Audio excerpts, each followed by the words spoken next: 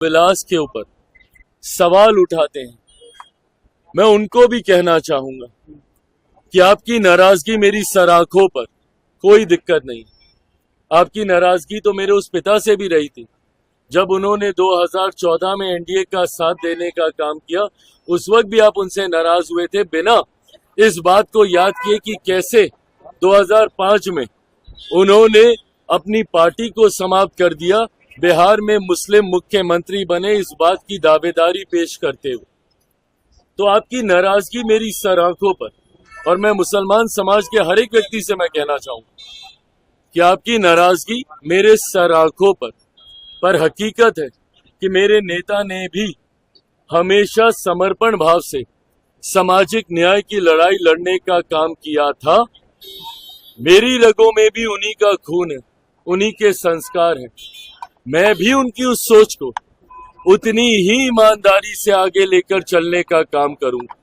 वक्त बताएगा कि चिराग पासवान के द्वारा लिए गए फैसले आपके हक में थे या नहीं थे, पर तब तक अगर आप मुझसे अपनी नाराजगी भी अगर आप रखेंगे तो बस इतना याद जरूर रखिएगा कि चिराग पासवान का समर्पण न सिर्फ उस समाज के प्रति है, अल्पसंख्यक वर्ग के प्रति है, मुसलमानों के प्रति है, बल्कि उससे बड़ा समर्पण मेरे नेता, मेरे पिता आदरणीय रामविलास पासवान जी के विचारों के प्रति है।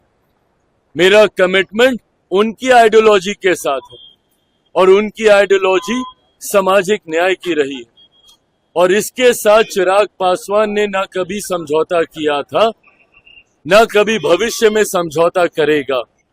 चिराग पासवान के द्वारा लिया गया हर फैसला, मेरी पार्टी के द्वारा लिया गया हर फैसला मेरे पिता के विचारों को मजबूत करने की सोच को प्राथमिकता देने की दिशा में लिया जाएगा।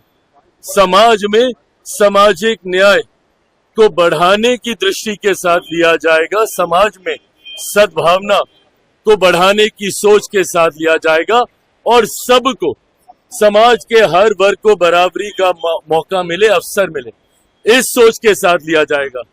हो सकता है जैसे इसके पूर्व में भी हुआ, आज शायद लोगों को इस पर यकीन ना हो, पर आने वाला समय बताएगा कि इस फैसले को लेने से पहले हर बिंदु पर विचार किया गया। हम लोगों की भी चिंता थी जब ये विधेयक सामने आया, जेपीसी की मांग हम लोग के द्वारा की गई थी।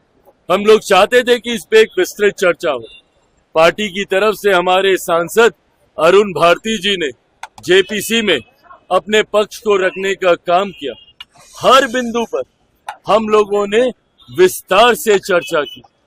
जहां पे हम लोग की शंकाएं थी, जहां पे हम लोग को इसको लेकर चिंताएं थी, शंकाएं थी, उसको भी हम लोगों ने वहां पे रखने का काम किया।